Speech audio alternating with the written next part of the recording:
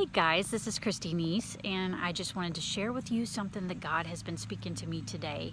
I don't know if you have ever thought about little chameleons. They're the little lizard type thing that are green or blue or brown, and they have little patterns on them, and they have some kind of little mechanism that they can change their coloring or their patterns, and it's because that way they can camouflage themselves and stay safe from predators.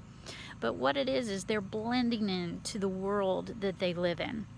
And that kind of stuck in my heart this evening as I was thinking about kind of what God has been speaking to me today. I've been reading in the book of Ezra, which is one of the smaller books in the Old Testament.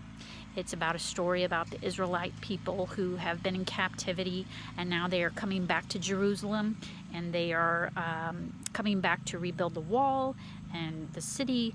And what has happened is many of them have married foreign women. And so with the foreign women come foreign gods and foreign ideas and foreign rituals and things. And so they have now strayed away from God. God had directed them not to corrupt themselves with foreign people. But yet this is exactly what has happened. And so at the end of the book of Ezra, Ezra is praying. He is weeping over their sin. The people begin to weep and pray, and they collectively decide that they will send away their foreign wives and children because they have disobeyed God. Now, I was thinking about that, and I thought, that could sound harsh in a way. But as I kind of thought about that all day, God just began to work on my heart. And he sent me to the book of Exodus, and that's where I want to pick this story up. I want to share with you what he gave me. And so he sent me to Exodus 34:16. And I want to turn in my Bible, and I want to read that to you because I think this is pretty neat the way he brings things about. Exodus 34:16 says, but I want to start in verse 15. He says, "Be careful not to make a treaty with those who live in the land, for when they prostitute themselves to their gods and sacrifice to them, they will invite you, and you will eat their sacrifices. And when you choose some of their daughters as wives for your sons, and those daughters prostitute themselves to their gods, they will lead your sons to do the same." And that's exactly what happened later on during the exile.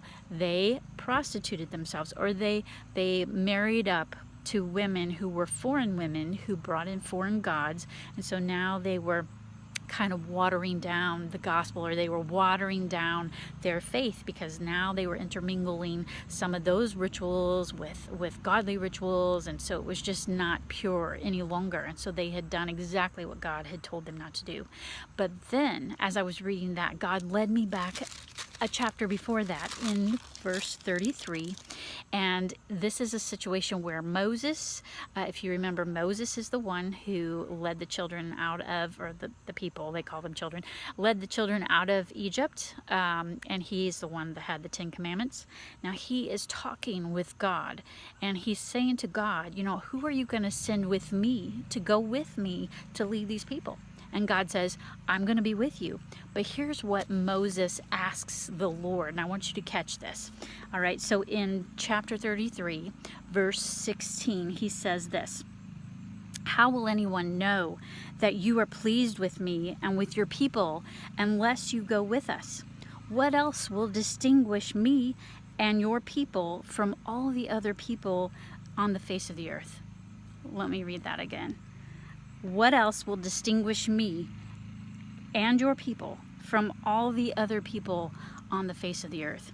All right, so here's my question. How are you different from the world? What is it that makes you different and stand out from everything else and everyone else in this world? Think about your language. How is your language? Is it different? Or is your language the same as the world? Are people looking at you? Are they seeing anything different and set apart?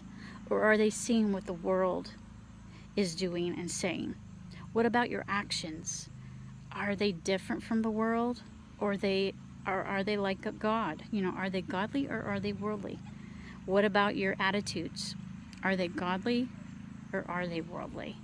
That is a challenge to us tonight. If we claim that we are Christians, if we claim to be Christ followers, then we need to be set apart. We need to be different, And we need to be something that people look at us and say, there's something different about them. There's something different about her. There's something different about him. And I can't put my finger on it, but I know that there's something different than the world. We need to be that person. So that's your challenge tonight. Be different than the world.